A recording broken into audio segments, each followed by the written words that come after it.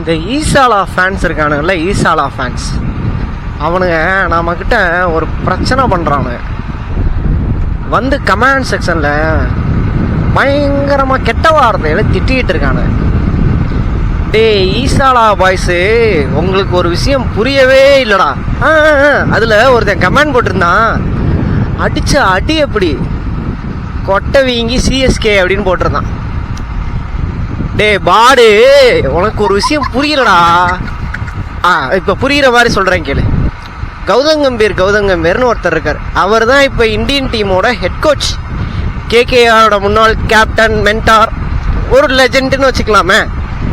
அவர்கிட்ட இன்டர்வியூவில் ஒரு கேள்வி கேட்பாங்க. வாவ், ஏய் எங்கடா இருந்தீங்க, சடனாக பறந்து போறீங்க, சரி வாங்க திருப்பி ஆர்சிபியை போட்டு அடிப்போம். ஓகே, எதில் விட்ட இன்டர்வியூவில் ஒரு கேள்வி கேட்டாங்க அவர்கிட்ட. ஐபிஎல்ல எந்த டீமுக்கு அகேன்ஸ்டாக நீங்கள் விளையாடணும்னு ஆசைப்படுவீங்க, எந்த டீமை தோக்கடிக்கணும்னு நீங்கள் நினைப்பீங்க அப்படின்னு சொல்லி அவர்கிட்ட கேட்பாங்க.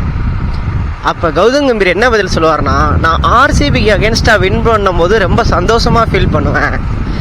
ஏன்னா அந்த டீமு இது வரைக்கும் ஒன்றுமே சாதிச்சதில்லை, ஆனால் எல்லாத்தையும் சாதித்த மாதிரி ஒரு பண்ணுவாங்க, எல்லாத்தையும் சாதித்த மாதிரி நடந்துப்பாங்க அப்படின்னு சொல்லியிருப்பார். அதே தான் நானும் சொல்கிறேன். நீங்கள் எங்களுக்கு ஒன்றுமே கிடையாதுடா. உங்கள் ரெக்கார்ட்ஸை எடுத்து பார்த்தோன்னு வச்சுக்கோங்களேன், உங்களுக்கும் எங்களுக்கும் டிஃப்ரென்ஸ் இந்த புளிய மரம் அவசரம் இருக்கும். ஏண்டா டேய், நீங்கள் அடித்த அடியில் எங்களுக்கு கொட்டை வீங்கி சிஎஸ்கேவா?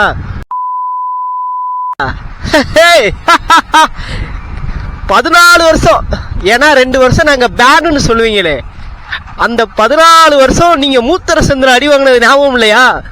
மும்பை, ராஞ்சி, அபுதாபி, ஷார்ஜா, நீங்க அடி வாங்காத ஏரியாவே கிடையாதுடா எங்க கிட்ட. ஓரமா போனா கொட்டை வீங்கி ஆர்சிபி. ஏதோ 2 வருஷம் ஒத்துக்கிறேன், நல்ல ஸ்கோர் எடுத்திருக்கீங்க, சூப்பரா வின் பண்றீங்க, வாழ்த்துக்கள். அதுக்குன்னு சிஎஸ்கே பக்கம் வந்தீங்க. சனி பம்பாத. யோ ஓப்பனா பேசிக்கிட்டு இருக்கேன், பம்புறேங்கிற. இனிமேட்டு இங்க நாங்க தான்.